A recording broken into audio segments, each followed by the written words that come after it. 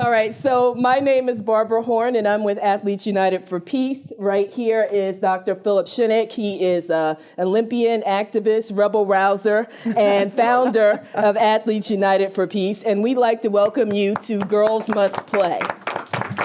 So this is a conversation on the power of sports in the lives of women and girls. We have a lot to talk about today. And we're going to take a look at some things like Title IX. Have you guys heard of Title IX? Okay, everybody's shaking their head. So we have some panelists that have a lot to share about that. And to kick us off and get us started and move us forward, we have our dynamic moderator, Ms. Jayne Kennedy Overton. She came all the way out from California. Yes. Woo! Yes. Sometimes it feels like you're from California? Good for you, okay. Now, Jayne was the first African-American co-host of CBS. Yeah, sports anchor. Sports anchor. Of the CBS NFL Today, right. Yes. She also has a lot of accomplishments that include an Emmy nomination for her work on the DMZ and North Korea. Yes. And she has 4 amazing daughters who are also involved in education and sports. Yes. And they have a new initiative going on, and it's called... Well, we had partnered with the Let Girls Learn, Michelle Obama's foundation, for equity and access to education. And that's one of the things that I'm seriously an advocate for, 100%, 150% equity for access in education, equity for access in sports. Yes. So she will be chiming in with all of our amazing panelists, and I'm going to turn it over to her. Okay, welcome. I'm glad you came out tonight. I'm glad I'm here. I haven't been to New York. You're not going to believe this, but I haven't been to New York in 20 years. Wow. So for Barbara to call me and say, come, and this was a subject matter that I really wanted to be a part of. So I said yes, and we pulled it together. And she talked about my daughters. I have 4 daughters who all played sports. They played a bunch of different sports. Volleyball, basketball, soccer, track and field. We have 3 state champions in track and field, shot and discus in our family. And we have basketball, 3-time state championship. And, the day that my daughter I went to go pick her up. She was in maybe 7th grade, and she had already won a state championship at basketball. And I went to pick her up, and it was raining, and she was sitting on the steps, soaking wet. And I wasn't late. I was on time. I couldn't understand why she was sitting there. And I said, what happened? Did they call off practice? She said, no, it started to rain, and the boys got the gym, and the girls were sent home. And I hit the roof. And I said, no way. Boys got the gym, and the girls were sent home. And ever since that day, I've been advocating for access to women in sports and the significance and the power, which is what they're talking about here, the power of sports in the lives of young women and girls. So we're here tonight, and I'd like to introduce to you our panel. And I'm going to put my glasses on for a lot of this because, getting old and you can't read anymore.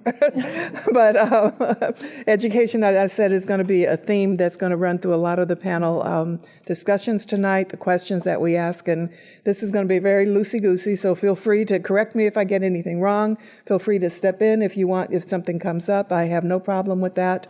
I'd like to first introduce you to Filiz. Filiz Sevil is National Head of Physical Education at the Dwight School, Dubai, and previously Athletic Director for the Dwight School in New York. And she played professional volleyball in Turkey, and she is with the volleyball, and she's a tennis coach as well, volleyball and tennis coach. And we have Apryl, who coaches at Cedar Hill High School in Texas, and instructs AP Chemistry, Physics, Competitive Robotics, and College Prep Leadership. And she is the United States Track and Field National Team Coach. And I've got a big question for you, but I'll save that for later. Because one of the highlights of my year, I nearly lost my mind when the USC women won. Okay, so we'll talk about that later. Anyway, Yvonne is the Education Director for Hip Hop at the Hip Hop Dance Conservatory. And she is the director and founder of House of Chow, Yvonne Chow. And Tony Smith Tony Smith Thompson, I'm sorry, I messed your name up. She's a member at New York Civil Liberties New Education Policy Center. And she is the organizer for the American Civil Liberties Union. And it was probably spurred by that moment when she decided that she was going to start protesting, singing the national anthem when she played basketball for the Manhattanville College basketball team. So get your questions ready, because after we talk to these women, we're going to open it up to the audience for a Q&A. And so hopefully when we get to that point, you know, if you have to write your questions down, don't forget them. We don't want to get to that point and then everybody's sitting there with no questions. So get ready. All right, we're going to start with Filiz. And would you share with us what it was like to play volleyball in Turkey? I started playing around 12 years old at the middle school team. And it wasn't something that I had plans. It was totally a coincidence. My PE teacher coming and asking me. Looking backward, I think that I was just at the right place at the right time. My father was very supportive. The times that when I wanted to quit because it was hard or it was late, transportation was always a problem. Coming home late, it's dark, you're young, so I didn't want to. But then he would say that, you know, anyone can be a doctor or a teacher or this and that, but not everyone can be an athlete. It could maybe open tons of different doors for you. Why don't you keep trying? And I said, okay, that makes sense. And I continued with it. And in 3 years, I made the junior national team. My coach was actually a national team coach. So that's why I said that I was in the right place. And with him, I moved to Istanbul, and I started playing for professional clubs in the European leagues for about 14 years. And then I moved to United States with my fiancé, now my husband, who is here. I wanted to continue playing here. I was only 25, 26, but there is no professional volleyball in the U.S., which was a big surprise to me. So I stopped playing. I was teaching and coaching at a private school on Upper Manhattan. So I just continued teaching and coaching my sport. I like what you said about, you know, your parents motivated you, because that's you have to have parental support if you're going to excel in anything, but specifically in sports, because you do have late nights of, you know, practices sessions. You do have the travel, and especially when you're playing highly competitive sports, you have to travel everywhere, you know, and that's not easy. If you don't have the parental support, it's extremely difficult. It is, and especially for a country like Turkey, which is a secular Muslim country, and where girls have certain, growing up, you know, the gender differences, the roles you have is really heavily on your shoulders. So having a support from my family, especially from my father, I think that was the main reason that I stayed with sports. Otherwise, I wouldn't. And I don't feel that every female girl, you know, has the same support, regardless of where they live. But I'm just lucky. I feel lucky. So you talked about the cultural problems in terms of girls participating in sports in Turkey, and now you're in Dubai as well. Yeah, it is. So and you know, like, that's a huge challenge. That is a huge challenge. Dubai is 90% expat city, and then my school is mostly for expat students. The locals, Emiratis, they are only like 10% of the population. What I see is that in Dubai, you know, for that region, what they have done, what they are doing is really impressive within a very short period of time. So there's a huge support for sports, especially, you know, for kids to play. But I can easily say that it's mostly focusing on boys. The girls are, you know, as soon as they hit around 6th, 7th grade, they drop, they don't play, or they have to be prepared for other things in life. My daughter is 9 years old. Manchester City started a soccer football club academy in Dubai. So I wanted to put my girl right away into that. The practices are 7:30 for girls. You know, where I can make it. So for boys, it starts at 4:30 because they get, you know, it's a business at the end. But 4:30 is a better, you know, time for any family to attend, and 7:30 is too late. The reason is that less students less females play soccer and more. Because there's also the problem when they're practicing at 7:30. First, you get home from school. You've got to do. Then you've got to go back out again. Whereas the boys can practice right after school and then go home. It's a huge challenge for the family. Not only the parents, but the family has to deal with it also. Like, when do you have dinner? Who else can do other things? Dinner's at 11 o'clock at night oftentimes. We tried. Yeah. So that's very difficult. Yvonne, I would like to ask you, usually when you think about hip hop, you think about b-boys, so what do you do at the House of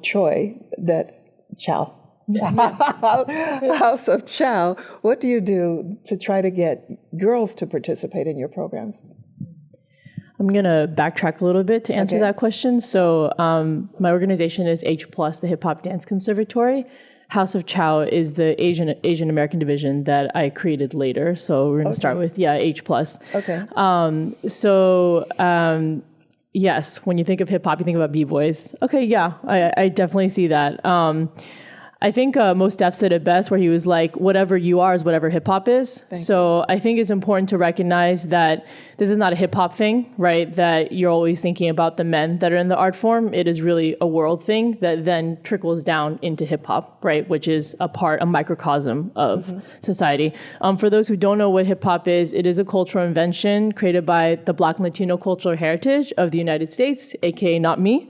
And I just want to put it out there. I think that's really important to put out there, created in New York City, in the Bronx. There's 4 elements to it: DJing, MCing, graffiti, and breaking, but that expanded to many other foundational forms like popping, locking, boogaloo, rocking, things like that. But it's like the same way that, any of you guys have gone to a meeting, any of you women gone to a meeting where you're the only woman there, right? It's a bunch of men, and you're trying to say something and you feel really invisible. Is not any different in hip hop. You have a cipher, you have a circle, right? Everybody forms a circle. This is an African tradition that was then drawn into hip hop. And, you go in and you say what you have to say, right, to the music. And for women in a cipher, you have to hold your ground in a way that for men, they don't have to. If you're a man, you're automatically just given a space. If you're a woman, they'll stand in front of you. They'll go in before you. They're not going to invite you in, but that's just like anywhere else, any business meeting, anything like that. So it's really, especially for women in hip hop, important to build a sense of self-value and recognize that that's not a personal thing to you. It's not like they're saying, oh, let me push out the woman, or let me, be sexual towards them or whatever. They're doing it because this is how they're thinking about things, and how they're going about things. And for you as a woman to step in, hold your ground there, hold your space, is a really important part of being a woman in hip hop dance, and really showing your skill set too, and saying what you have to say, and holding that space, So at H2, is it boys H+. and girls? H+. Yeah, H+ stands for, it's okay, H+ stands for hip hop dance and more, so. That's why I thought H2. Okay, I'm in science. No, H2, okay, 2 atoms, or whatever. Actually, yes, you're kind of on it, yes. Hydrogen, yeah, we get it. Okay. Anyway, do you have boys and girls in your program? So this is an adult program. Okay, men and women. Yes, men and women, basically post high school, so they come pretty much as they would for college. And it's a 6-day-a-week training program. They're training both mentally and physically. So we have both academic classes in like anatomy and physiology, exercise physiology, health and lifestyle, dance theory, music theory, and then we have the actual training as well. And yes, it's men and women, but we actually have 90% women leadership. But our founder, Safi Thomas, he is a man. So he is a big advocate for gender equality, and he really wants to create opportunities for women to step into roles of leadership in hip hop and also in the organization as well. So okay, is H+ global, or where is it? Yeah, so we started as a small CBO in Harlem, community-based organization, 28 years ago, and evolved from an entertainment company to an academy to a conservatory to now a non-governmental organization. So we have special consultative status at the United Nations. So we represent dancers and artists in hip-hop at the Economic and Social Council. Good for you. So yeah, we're global now. Yeah, see, I always tell my kids, anybody can dream. You have to follow through on your dream. You just created something, And then you didn't let anybody stop you. You didn't let society tell you that women couldn't do it. You decided that you'd find a way to go around that. And then, now you're a consultant for the United Nations, and that's just amazing. And so many girls, they think, like the girls that you're talking about, that only get to age 6 and then they're not participating in sports anymore. So, we need somebody to step in and say, you can, just find a way and make it possible. Right. Okay, so I'm going to move on to Apryl. Sure. And Apryl, the moment that I was talking about before, my daughter graduated from USC, so I am partial to USC to begin with, but I watched that race, and then I went to Facebook and I just watched it over and over again, the women's relay. First of all, they were not winning the championship game, but the relay team brought home the championship. So, I mean, I was on the floor. The last leg of the race. I don't know. Did anybody ever see, you know what race I'm talking about? Yes. Okay. I do. You don't? Oh my God, I'm going to have to show it to you. Please show me. I'm going to have to tag you, because I have watched this so many times. But the women's relay team, they messed up the handoff on the final leg, and they were way behind 3 players from first place.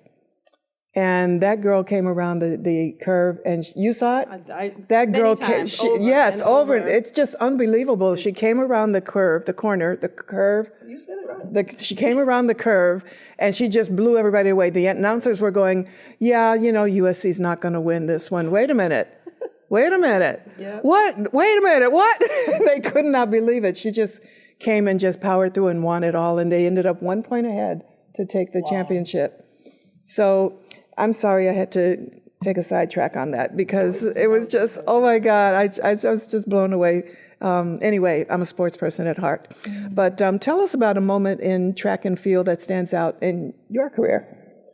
So I was a late bloomer as track and field athletes are concerned. I didn't begin running until 1972, which incidentally is the year that Title IX was born, enacted, I should say. And I was looking for a way to get out of the house. I was one of 5 children. My mom's a single mom, and I was the only girl. So I needed girl things to do. And I found out that there was this girls' track team that practiced in Brooklyn. I lived in the Bronx. And I did not mind getting on the train every day with my spikes in hand. And that was how my love of track and field began. So a couple of years later, I realized that my coach quit his job in corporate law to be our coach. And that was phenomenal to me. I was old enough to understand, wow, that's big. So I'm going to really work hard. And again, late bloomer, everybody else had started in 8th grade or 6th grade or what have you. Fast forward a bit more, I realized that mostly men were coaching women. Yep. And so now I'm off at college. There's no girls' team. I went to Adelphi. There's no girls' team. So we ran with the men, with me and one of my teammates.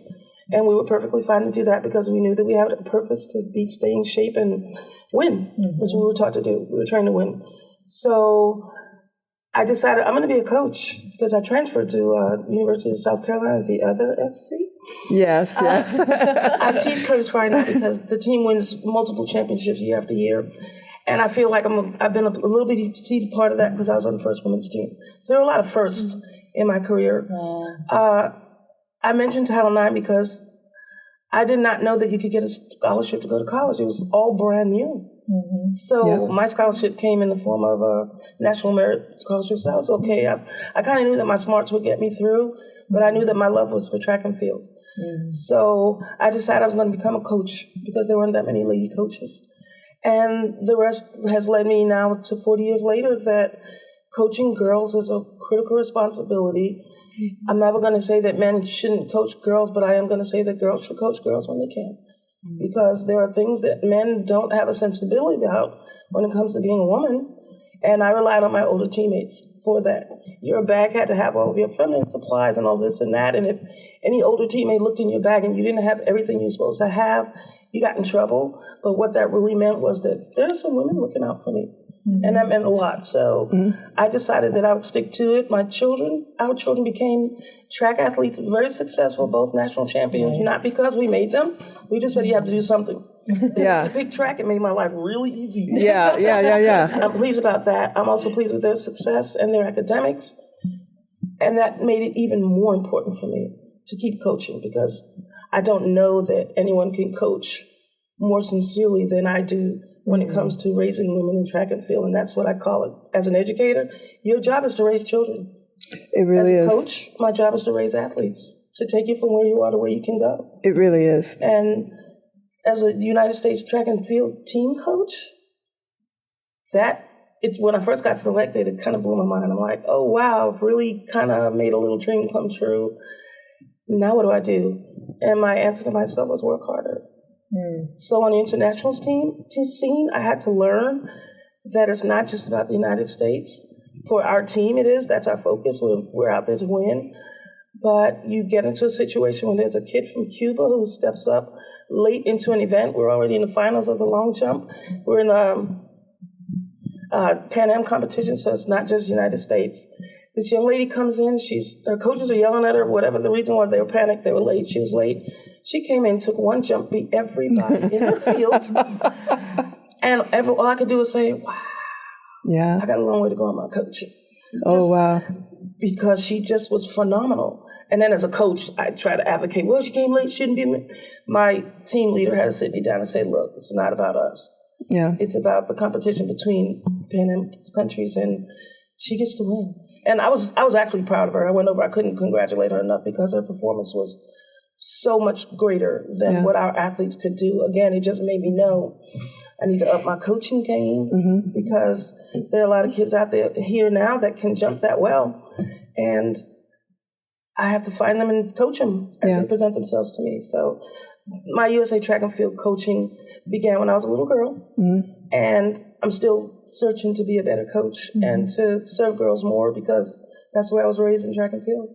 And I do believe that it's part of a family responsibility at that point, because they become your family, and you are responsible for raising them as decent human beings, not just as a coach, to get a stat, and to get enough stats so that you can get a scholarship, but you're also coaching young women to become stronger women, to become leaders, to take no and just turn it upside down, and don't let boys stand in the way. There are a whole lot of lessons that they learn, that girls learn from competitive sports. There are a lot of lessons that guys do too. I'm not saying that it's just gender, for the women, but it's part of the responsibility of being a good coach. Okay, so we're going to talk to Tony for a moment, and I feel like the first thing that they printed in your bio was that you became famous when the New York Times wrote about you in your time at Manhattanville College, when you would protest the playing of the national anthem before the games. Yeah. And you got a lot of flack because of that. Yep. And I always feel like, like when people take one incident and they define you by that one incident, it kind of like, well, there's a lot more about me, Right. And so we'd like to know about that incident. How did you decide? What year was that you started? 2002, 2003. 2002, so it was way before Colin Kaepernick. Way before Colin Kaepernick. But it was also a period of time where there was Juan Carlos, and there were a lot of people that were advocating for equity in their own different ways. Yeah. So can you tell us a little bit about that? Yeah. People often ask why I protested, and I find that to be such a hard question to answer, and I couldn't really figure out why. And as I was thinking about it today, I was thinking that I would say for many or most people in this country who hold one or more marginalized identities, it's never one thing that prompts you to do something. It's like, oh, where do I start? So I identify as a Black woman, but I'm clearly very light-skinned. And so that has been a huge part of my identity growing up, kind of navigating this country as someone who is Black. All of my siblings are darker than me, and seeing that they're having an experience in this country that is so different than my own. And so like grappling with belonging and shame and everything that comes with that. And so basketball was an outlet for me. That was like a place where I finally found belonging in a society that was really like, what do you mean you're Black? You don't like fit this box. Right. And actually, no one in my family were like playing organized sports. So there's no one in my family who was like grooming me. And actually, your story was really funny because the way I remember starting to play basketball is that there was one day where I think there was a fight on the outside basketball courts, and so the boys were not on the court. And the reason that I picked up a ball is because no one was on the court. And I just had like the space to just like shoot and shoot and shoot for the whole recess period with no one like taking the ball from me. And I think in 45 minutes I made like 1 or 2 shots, but I was like, I need to do more of this sport. You found your love. I found my love. And so, so sports were an outlet for me. Basketball was an outlet for me, but it was also the place where I experienced these multiple layers of inequality in this country. Yes. And so in middle school, there was no girls' team, so I played on the boys' team. Mm-hmm. And so when the boys changed in the locker room, I would change in the stairwell or the closet or whatever, there was. And people in the other teams would make comments or slap my butt or whatever. Then in high school, we didn't have a girls' team, so I had to co-found it. And we would travel around the city, and some of the schools would have like plexiglass backboards and like benches and bleachers, and other teams didn't even have nets. And some schools had like private transportation, and other schools you had to take a train and a bus and then walk through the like dirt road or whatever. So it's like you see like what's going on here? Why are some gyms so equipped and some gyms are not equipped? And then when I got to college, you had this added layer of, now we're singing the national anthem. I never had to do this before. Now we're reciting prayers before games. Well, I don't do that in my family. No one even asked me like what kind of prayers as part of my home traditions. There was an assumption in like the culture of the teams that like every girl wanted to date a boy. So there's just like all of these layers of like how we are socialized, funneling through sports. And I think my protest was just a culmination of all of that. Yes. Plus I was studying sociology, plus 9/11 had just happened. And, this kind of sense of unity that happened post 9/11 very quickly turned into this very ugly nationalism. Mm-hmm. And my family, both sides of my family were targeted during the McCarthy communist witch hunts in this country. And the country started to feel very similar to the stories that I had been told by my family. And I had this aha moment where I could see the direct connection between our participation in this national anthem salute and our country's ability to carry out these injustices in our name, both abroad and domestically. And I don't see them as disconnected from racism, gender inequality, economic inequality, right? Like they all kind of stem from this notion that some of us are more superior or superior to others. And I just had this moment where I was like, you're not going to use me to do this. And it was a huge, there was huge backlash. It was like made national headlines, I think because it was after 9/11 and we were in this period where like you were not expected to dissent. Mm-hmm. And, the response was very similar to the response to Colin Kaepernick. Mm-hmm. But other than the timing of my protest, someone who went to a Division III college and played sports would have never been known nationally. And it kind of really highlighted for me what a kind of fluke it was that someone who went to such a like low-key college where we didn't really have fans even at the games a lot of the time could suddenly be like a topic of conversation. And I think that's important because for so many girls and women, our sports trajectory doesn't end in the professional leagues. And it doesn't end, this is an incredible panel, but so many girls do not end up as incredible coaches or sportscasters. You just kind of, it's a part of your life and then it fades away. Yes. And I was really, if you let it fade away. If you let it fade away, or like, it doesn't fade away, I guess, the kind of mainstream conversation stops talking about you. Right? It kind of like moves away from you. But then you stepped in and you started working with the ACLU. Yeah, I work for the ACLU now. The New York Civil Liberties Union is the New York affiliate. And I actually am an organizer and I work on education equity issues. And I see those as very connected. Absolutely. I listened to you talk and I remember I'm older than everybody on the panel. And so I'm thinking, Title IX didn't even exist when I was in high school. And so, I participated in the Junior Olympics when I was in middle school. And in the long jump, and I just wanted to be a part of sports and I couldn't do anything because there were no sports programs for girls, nowhere, and nowhere did anybody want to try to build a program for girls. And the Girls Athletic Association, the GAA, was all we had. And so as a person who loved to play basketball, I just started recruiting my classmates, And I hired a set of identical twins who were guards, who were amazing basketball players, and they would play with each other all the time. And we just developed these, plays where they would trick people. Like, I've got the ball. No, she's got the ball. And then where's the ball? And it was like being in the entertainment business.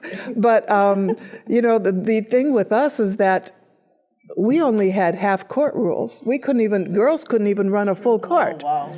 We had half-court rules. You carry it to the half-court line, and then you got to pass it off. So forwards were forwards, and that's where you stayed, and guards were guards, and that's where you stayed. Mm-hmm. And so, it was just really horrible, It got to a point where I became a cheerleader just to be involved in sports. Yeah. So I could be on the team bus and go to all the games and see everything, And then when it got to track and field, there was no job there's no cheerleaders, so I couldn't go with the track team, so I became a statistician. That way I got to get on the bus and go with the track team. But, if you advocate for yourself, right. And that's yourself, that's your gender, that's your race, that's your stand, where you stand in life, whether you're a parent or you don't want to have children or whatever your identity is, advocate for yourself, but realize that there's a global group of people out there that need you to be their leader as well. And that's why a lot of the things that I hear you guys say out here, are important as we go forward for all the rest of the girls, all the rest of the world. And I think we covered this question a little bit, Filiz, when we talked about the difference in sports, and in different cultures. So they wanted to know if you would share a few of the ways that the same sport is different in different countries. So here in the U.S., I coached club teams, NYC Volleyball, my school team, and then I played myself. So one of the ways it is different, and why I have a team right now. So the difference is that so standards are really high in the U.S., like more students, kids, girls or boys, they have better access to sports facilities or programs versus in Turkey or Dubai, other, or even in Europe, I guess. It is the athletics. There is not such a thing. There is no athletics departments or teams. It is done by outside clubs.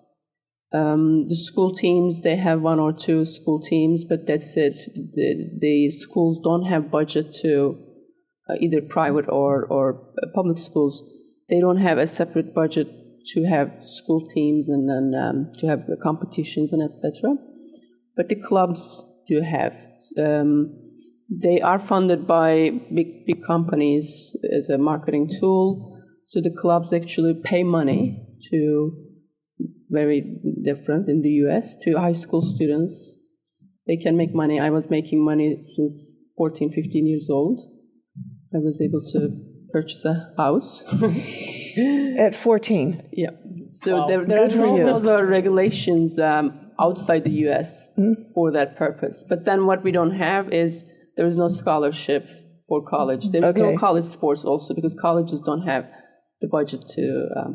Again, what you do, when I was playing professional volleyball, I was 15 already on the bench as a young player with the women's team. And then I was also playing juniors, and I was also playing under 18. So I would be, for the same club, I would play 3 teams, practice 2 different teams, maybe 2-3 practices a day. So these are the differences, the same sports. In terms of skills, it's also different. I know that. I mean, if it's part of the question, the same sport, but it is. It is taught. Myself, I had German coaches, Russian coaches. The coaching styles are very different. I think for girls, especially for younger girls, not having female coaches is a terrible idea. It's a terrible thing.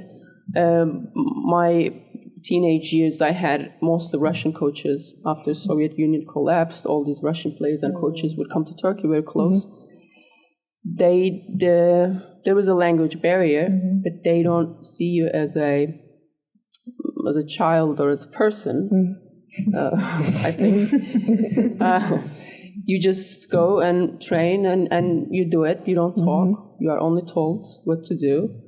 And it could be sometimes torturous. Like literally, physically, because really heavy practices. If you are injured, then you're done. They don't even check on you, how you're doing, or whatever. So that you are good as far as you're functioning and practicing and training. And these are all male coaches. I never even had one female coach in my 15 years. So I'm personally now really, I've been keen and eager that I'm going to coach my teams. I'm going to coach my girls' teams. Or same thing, I wanted to be an athletic director because I want to make sure that I'm going to bring this equal programs for girls. Good for you. I'm going to order the same quality uniform. I'm going to... Thank you. Oh, my God, the little things that count. Little things. It's on the little things. Yeah, the boys get great uniforms and the girls get hand-me-downs. I'm going to make sure that if there is not a girls rugby team, we'll have a girls rugby team. Why not? So for these little things. But I can do it in the U.S. because we have laws and policies actually in place. In other places, that they don't have that. And they are not even aware that they have it. I learned about Title IX in 2000 when I started my master's degree at Brooklyn College, and I was like, whoa, look at this law. Why nobody knows about that? That it protects, female athletes by law. I never thought about it before. Yeah. I was really impressed. So yeah, we had different. an incident. I managed my daughter's club soccer team for 8 years, and so I ran across a lot of instances with different teams, different coaches, different club presidents, different tournament rules, et cetera, et cetera. But you do have to be aware of the sensitivities of a young guy who is attractive, who might be coaching a young girls team. That comes into play as well, because we had one incident where the girls were out on a tournament, and they're staying at the hotel, and two of the girls decided that they were going to throw water balloons at two girls in the other room. They ran out in just their T-shirt and their underwear, and the coach couldn't go stop them. He had to stay in his room. He could not go out into the hall because he didn't want to be accused of anything. He had to call one of the moms and say, you need to come here and stop this, and this is what's going on. So there are those issues as well, and another reason why women should be involved in the coaching, or as an assistant coach, if nothing else, and especially when you have young girls. And so, there are all kinds of things that you have to be aware of when you're dealing, not just culturally, but, I'm very interested in what you're saying about the differences between United States and other teams from other countries, especially when you're looking at the Olympics, in the United States Olympic team and the funding that's not available that, like you say, the athletes get paid in other countries. They are not supposed to be getting paid here in the United States. They don't. So, that's something that we need to work on. Where's the happy medium for all of that? I think that they should be supported. Like I know that why they are not paid. Right. Why There's they a good stay reason. Like an amateur if they're going to play college, this and that. But being a professional or playing high level sports, you need money to continue. Stay at that level, whatever age you are. Yeah. So for Filiz and Apryl, how does being a student athlete impact girls' education? That's a good question. Part of it, well, thank you. Partly because I was on a team where there was no women's team. I had to just take care of my studies and go to practice and be at practice and excel in my studies because that was my own expectation of myself. I only have one person to compare that to, is my teammate, and she was driven the same way. So our successes defined our goal and our purpose in succeeding. As I grew up as a coach, I start to understand that many ladies don't understand that your athletics can pay for your college. It didn't happen that way for me, but that's real. And there are some parents, I had a parent years ago who would not let her daughter compete. This little girl was a 9th grader, running 11.2 in the 100. Phenomenal athlete. She had a babysit. Sorry, she can't go participate because I need her to babysit. Mm-hmm. I asked this parent, do you understand what this could mean for your daughter and for your family? And she says, yeah, I know. She's going to babysit. Yeah. As a coach, I was devastated. And as a leader of girls' athletics, it made me understand that it's more than just the societal norms. It then breaks down to culturally what's happening, where you are and who you are at the time that your talent presents itself. Because in track and field, the talent doesn't stay long-lived. Long-term athletic development says you might get 8 to 10 years out of it if you're that good. But typically, you're going to see a 3 to 4 year window.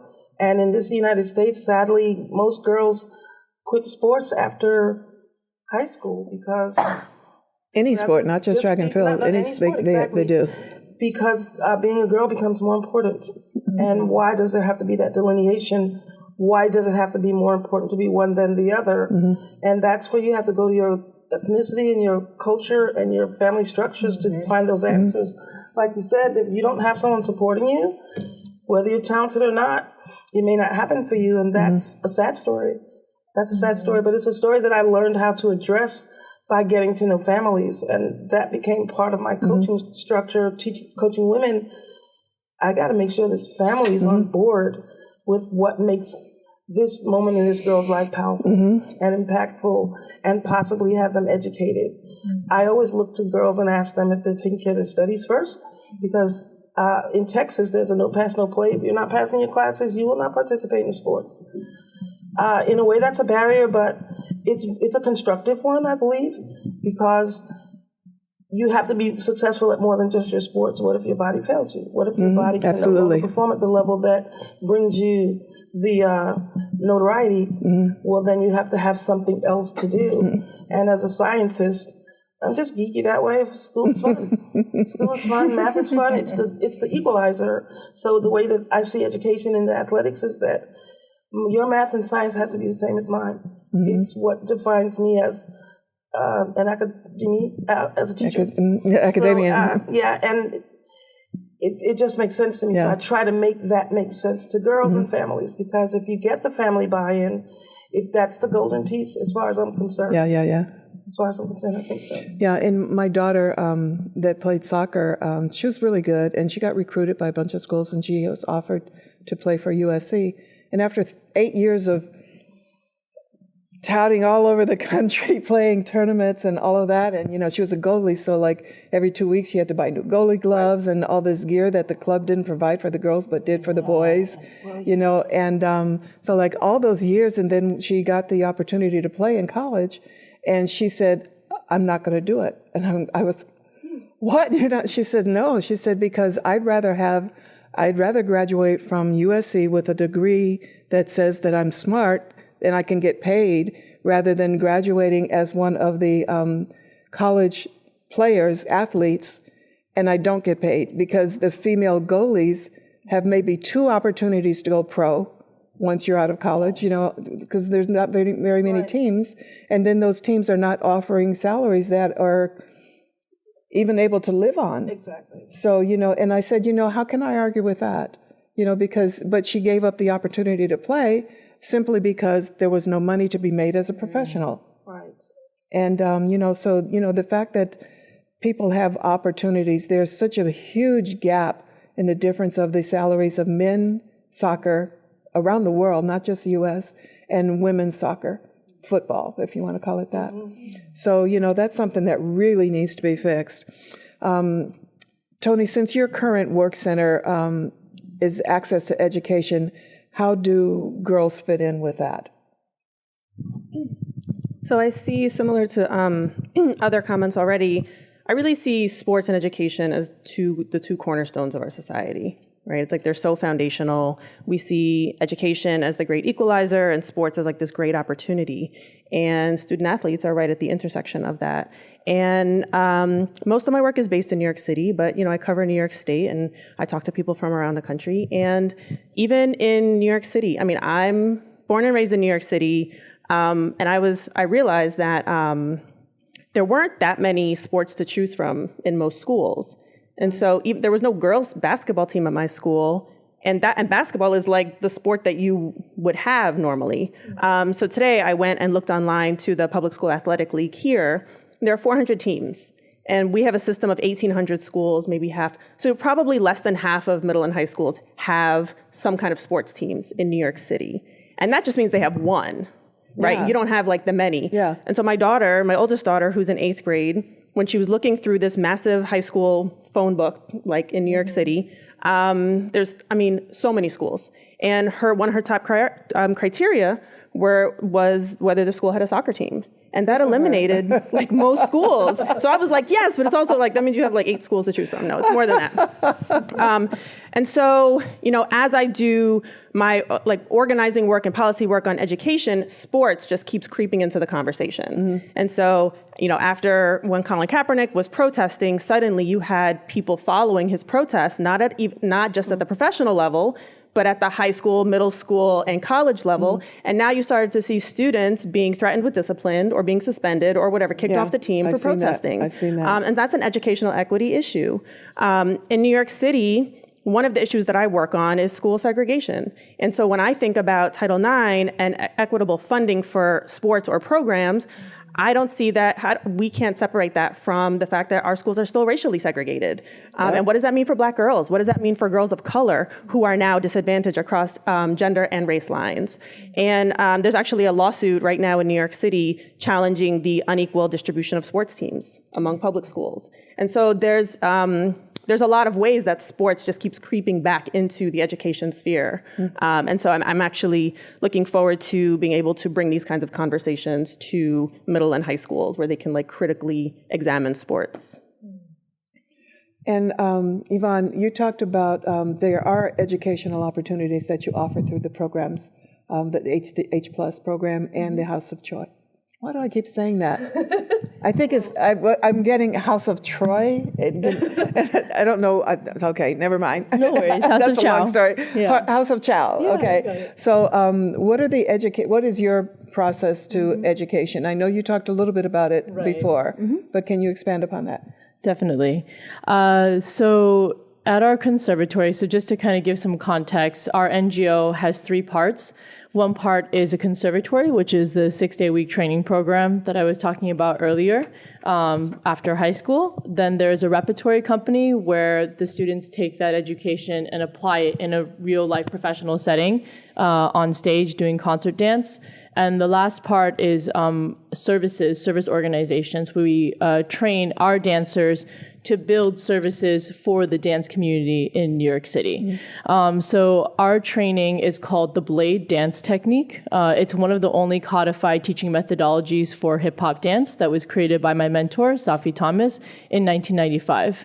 And BLADE stands for Building Leaders Through the Advancement of Dance Education. So kind of like what you were saying earlier, Safi was not just about, okay, how do I get you all to be amazing hot dancers, but he said, how do I make sure that you grow up to be good young men and women? And that's because when he started this, small CBO in Harlem at first, a lot of the teenagers that were coming into the program, they were going through a lot of challenges, whether it was HIV and AIDS, lack of sex education, domestic violence, home problems and things like that. And he'd say, well, how am I supposed to teach them dance and just ignore all these other things that they're going through, kind of like what you were saying as well. So, he said, I can't just teach them dance. I have to teach them how to advocate for their own communities and to teach them how to learn about the issues that they're facing and then help other young women and men do the same, And so what our whole technique centers on is actually meditation. It is centered on meditation, and from there it expands into a full training regimen. We do overload training, both general and specificity. So we are running outside in all weather all year long to train to make sure that we can perform in all temperatures. We do a full strength training regimen, full body strength training, flexibility training, and cardiovascular training. And that's before we even start dancing. So this is why I think it's important. Thank you, Barbara, for putting me on this panel, because dance and sports, there's so much intersection. I do think they are different, because dance is about the expression of emotion through movement. So it's not just aerobic, it's also about telling a story. However, we have to train to be able to do our dance. So we can't just expect to be able to do the dance without exercising to do the dance. And that's what also a lot of dance education doesn't address, because much of it is, based on sort of just, oh, wow, you dance for Beyonce, great, you can be a teacher, which doesn't really add up, because just because they are a great dancer doesn't mean they know about what muscles are they using to do this pop. How are they able to make their body look like this with the musculature that they have, the body type that they have? And so, this training is about really understanding scientifically and through critical thinking how to access dance, because it's not just something that only if you're talented you can do. Anybody can be a dancer. If you can, have control over your body, then you can dance, right? Yeah, it depends on what kind of dance you see them do. There was a guy on the plane that was trying to dance the other day, and I wouldn't call him a dancer. He was giving his best ever, but no. But it's the same motor neuron pathway. It's the mind-body connection, right? The same way that, when a baseball player goes to bat, them visualizing them batting before they actually do it increases their chances of hitting that ball. The same is true for dance. It is so much about how the cognitive, the psychomotor, and the affective parts of your brain all work together in tandem, and cognition actually works better when you're using music and when you're using movement. And so really it's about understanding, how does the brain and body talk to each other? When you look at somebody, you say, oh, they're not a really great dancer. It's not necessarily that they're not a great dancer. It's that they haven't really actually trained their mind and their muscles to talk to each other in that way. It's really a drilling process, just like in sports, I've never heard it expressed that way, but I totally get that. Yeah. Which is one of the reasons why in football, really. But I like the concept of you're not only dancing, but it's the emotion in the dance. Exactly. Which is one of the reasons that, I advocate for, football player, and he's doing this end zone, when he scores a touchdown and he's doing his, why should celebratory dances. Why should he be penalized because he's got emotion running for the fact that he's achieved something great? A lot of games go and they don't even get a touchdown. A lot of soccer games go and you never get a score, so right. The fact that you got it, you should be able to celebrate that. Exactly. And that's what the emotion is. Finding your own emotion. What makes mine different from yours is what makes my dance different from yours. We might have the same steps, but finding the emotional context of it is essential. And I think also understanding the cultural grooves and background of the art form itself is really important, because, for me coming into this, my mentor, Safi, what he'd always say is, you're a guest in the culture, and when you come in as a guest in the culture, you have to respect the house that you're coming into. The same way that, if I invite a guest into my house, I'm going to tell them which bathroom they can use, which bathroom they can't, what food they can eat, what food they can't eat. They're not going to come in and change the curtains and just be like, oh, I changed your curtains, do you like that? But that's what happens often in hip hop, is that people that are outside the culture, guests come in and they take this art form and they, misappropriate it, they take it and they make more money often than the people that are actually from the culture. And then when we get into the gender of it, women, they're going through the same challenges where they don't have, any sort of, family planning, understanding, okay, once I have a child, how do I keep choreographing, keep performing? Can I even? Because usually that's actually the end for most women, if it's not an injury, right? And 1 in 3 dancers in New York City live under the poverty line. And so they don't often have access to great foods that can help them fuel their body. Most dancers are using all the money, the little money that they have, and they're spending it on the gear and on, dance classes, and then they don't have health care. So if they get an injury, that's also usually when it ends for them, or they just keep dancing with their injury until they can't anymore. So there's so many kind of infrastructural problems that I see intersect with sports and with dance, especially for women, so. Yeah. So we've been talking about Title IX. Anyone in the room not know what Title IX is? Okay, Title IX is a federal law, a 1972 that was passed, enacting, it prohibits the sex discrimination in schools that receive federal funding. So after 1972, you could no longer, not offer, if you were receiving federal funds, you could not offer equal access to girls that the boys had to sports activities. It mandates that gender equity is throughout all of athletics.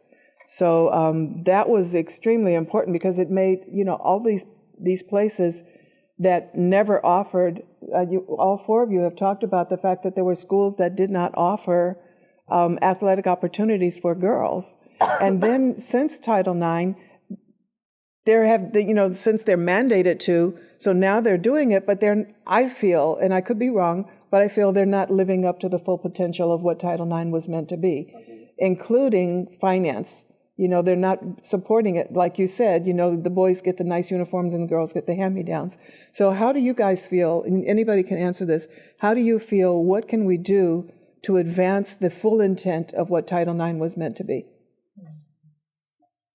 So I'll begin the discussion with the idea that in my capacity as a public school educator, I'm constantly checking, are the girls getting the same thing as the boys?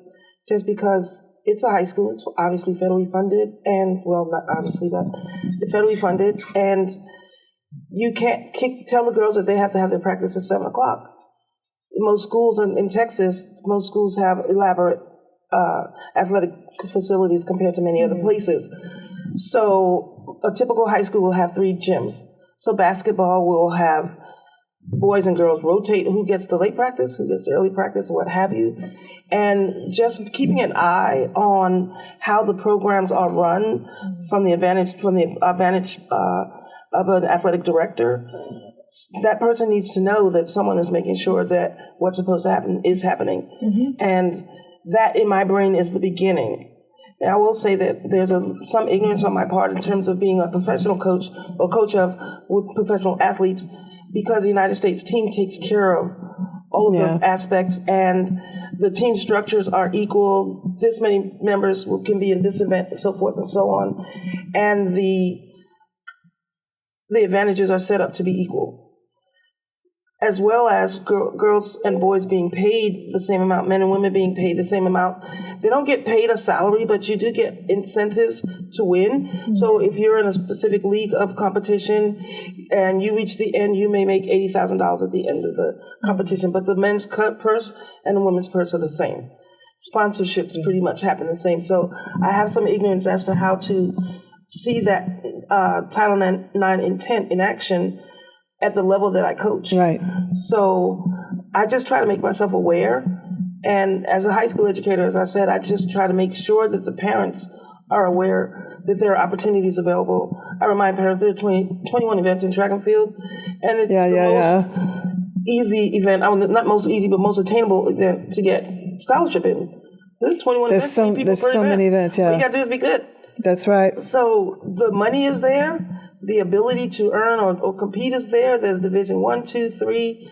There's junior college. Junior college in California is explosive.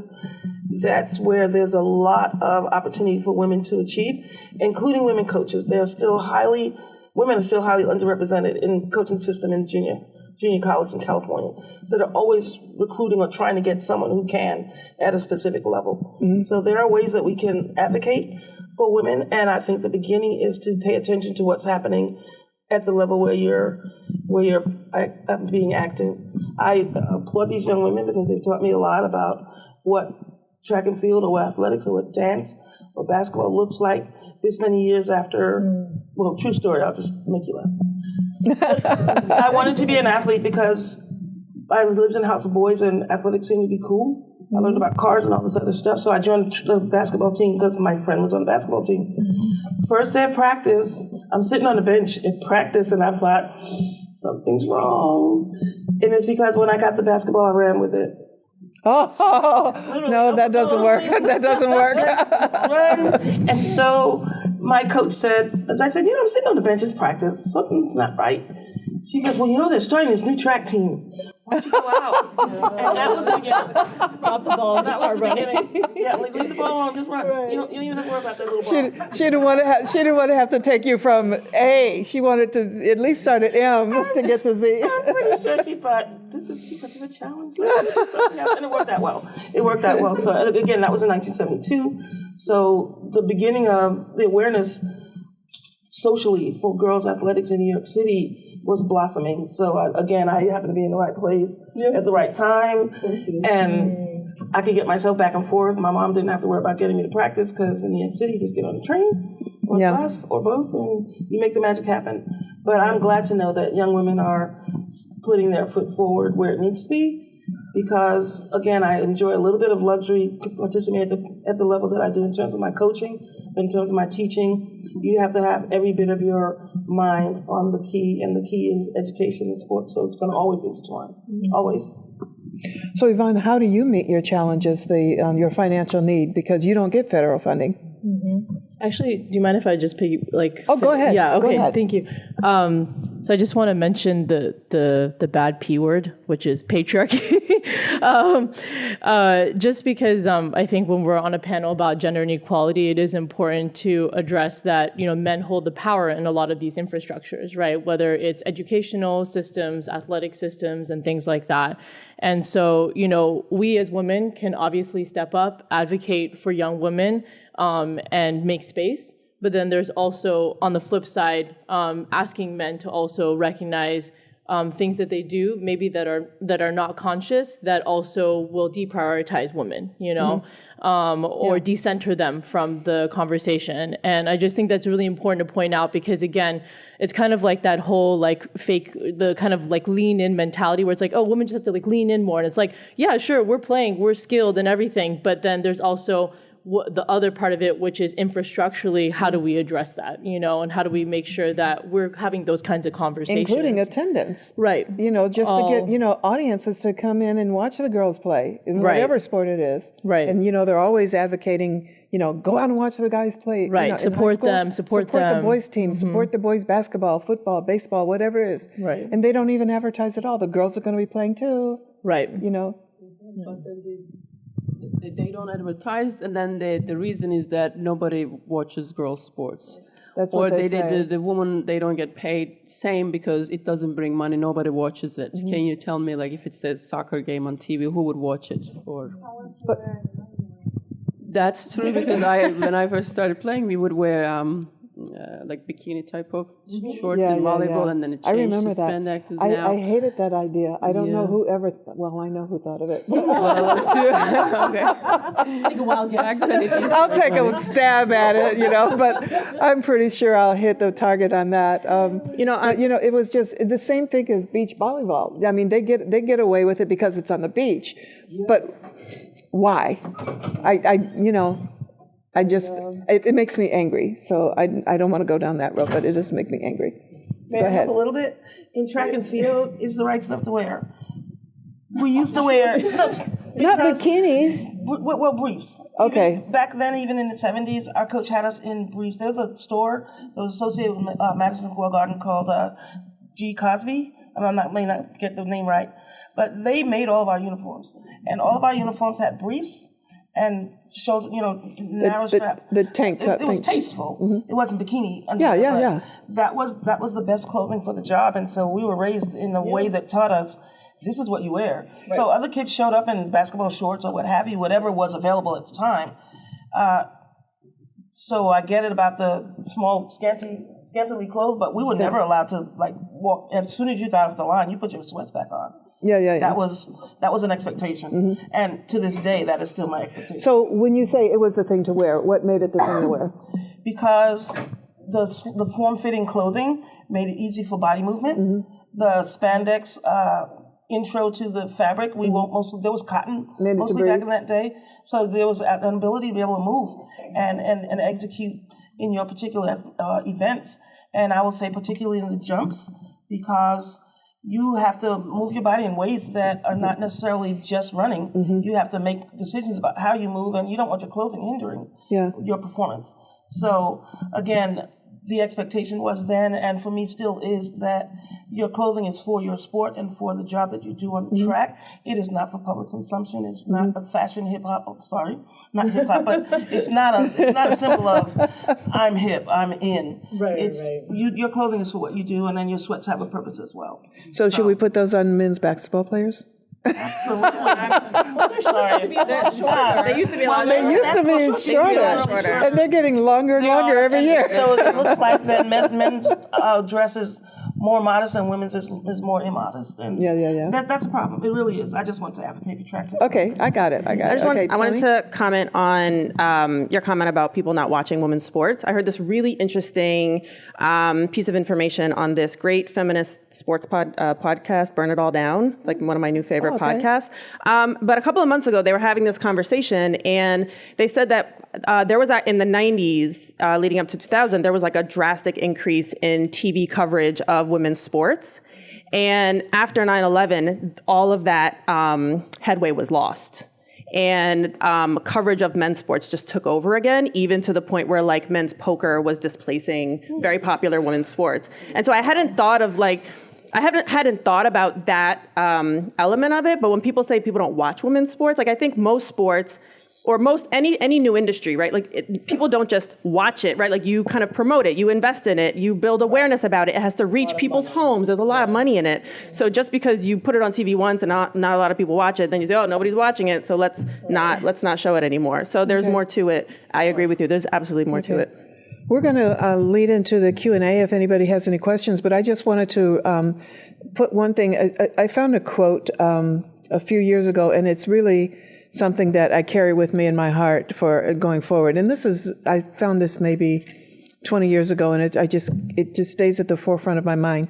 It said that 80% of the Fortune 500 female execs have all said that they participated in competitive sports when they were in their teenage years.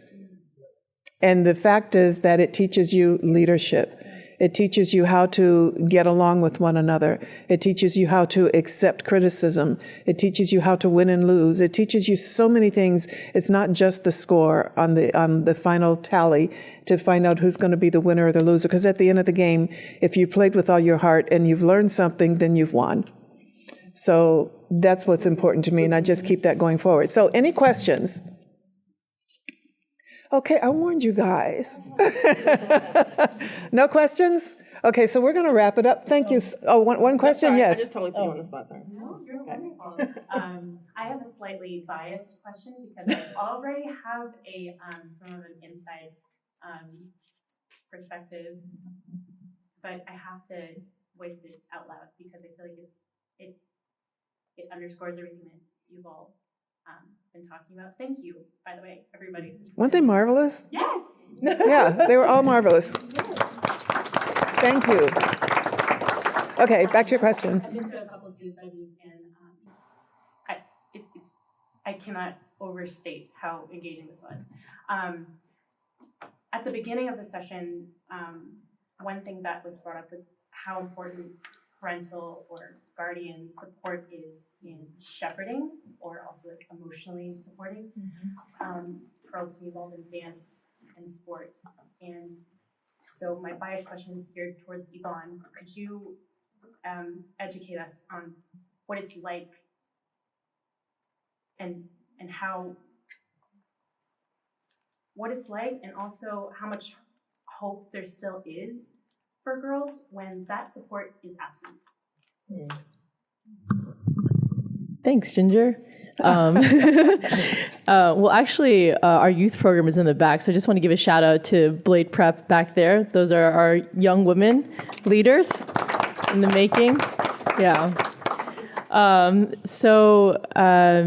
I think that when we were developing one of our programs called Harlem Rope Program in Harlem, that was one of the biggest challenges of having students in our after school, kind of residency that we created. And similar to what many people were talking about on this panel, without that level of families understanding, and even students and school administrators, everybody that's involved, understanding how dance and sports are, I think, equal to math and science and history. I don't see them as underneath. That was really one of the greatest challenges, which then led its way into things like transportation, right? Because without having that value, I'm not going to put effort into figuring it out. I'm just going to leave it for somebody else to figure out.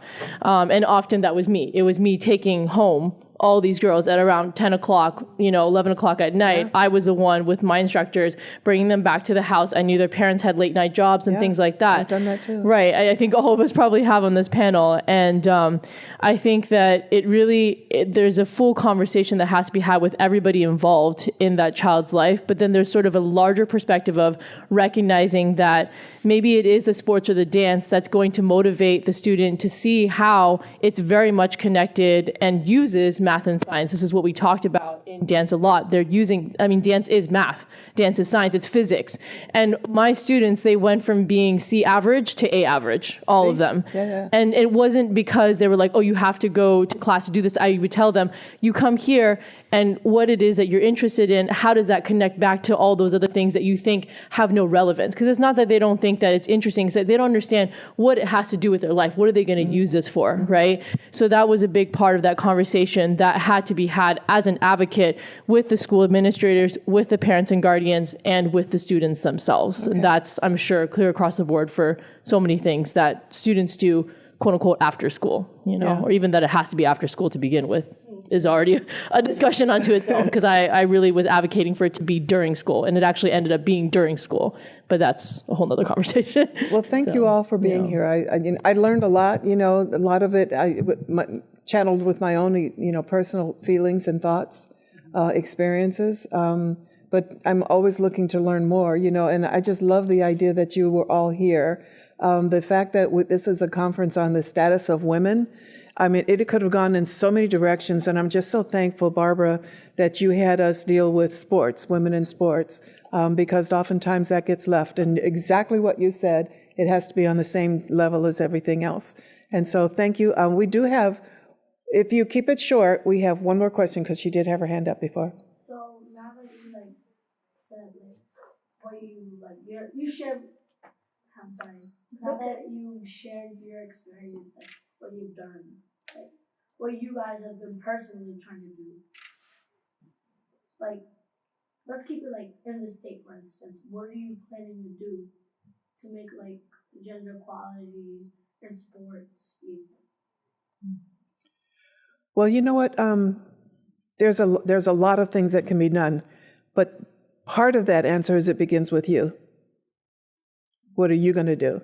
So I think we all have to ask ourselves that question, and just I'm getting the wave that we need to. Yes. Just to finish your question, what would you advise to very young girls? My daughter is 9. What would you tell to these daughters to go and to make sport and to encourage them to struggle, to fight, and to go ahead? To play even though she loses, to play even though she doesn't believe that she's better, as good as anyone else, to play when there's no funding, to play whenever she feels like playing, and to make it her heart. And if you don't have the emotion to play, it's not going to sustain you through the coming years. But if you are age 9 and you are talented enough to play at age 9, I've seen many people, you started at age 6. Did you say 6? Well, my daughter is 9. Your daughter. And you started at what? I started at 12. Yeah, and the team that I started coaching was an 8-year-old team, and when they turned 9, they turned to club, and they were winning tournaments and championships, and they were feeling, hey, I can do this. And it carried them all the way through their graduation from high school, and it carried them into scholarships for college. And, some of them have gone now that they've graduated from college, then they go back and they're going to coach and bring along a whole nother generation. So, yeah. To just keep doing it. And, you've got to support her too. So, it's a family thing. And I'll just say, my daughter was really reluctant to play sports, and I didn't pressure her, but finally, team sports was a very good entryway for her because it's so social. And a competitive league was the first thing we did just to build her love of the game. And now she's like, I'm going straight like high school soccer. And so that could be a good way. Yeah, and some of these teams that everybody else play, I believe in that. But when your daughter gets to the point where she says, "I want to do more," then you've got to go to a club team or a team that's going to say, "Okay, your talent is going to take you to the next step. We're not going to just throw you in just because you pay your dues." But your talent is going to be what pulls you through. I don't know if anybody else agrees with that, but that's what I think. And you just let the girls see that the more they try and the more they improve their talent, it's just like playing the piano. at that point. You know, like the more you practice, the better you get. The more you want to practice, the better you get. I'd just like to give some space to Emily's question just because she's one of the only young women here, just to answer. Thank you, Emily, for your question, because it's really brave for you to also just speak up. And what I'm going to do to continue building in gender equality is hold myself accountable for my own implicit gender biases about being a woman and some of the things that I've grown up thinking about myself as a woman, and start to build up, and also hold other men accountable for what they bring to the conversation and to the dialogue as well, and not shy away from those moments, so that you can grow up in whatever it is you want to do in a world that's a little more equal than what we have right now. So, Are we out of time? Yeah. And what I'm going to do, my personal commitment, is to write women back into our public narratives about how we have been involved in sports. Yeah. And so just for one tidbit, the first documented case of an athlete not standing for the national anthem was a Black woman. Her name was Rose Robinson. Thank you all. Thank you so much, ladies, for being here tonight. Thank you so much. I mean, it was wonderful. And thank you, Barbara.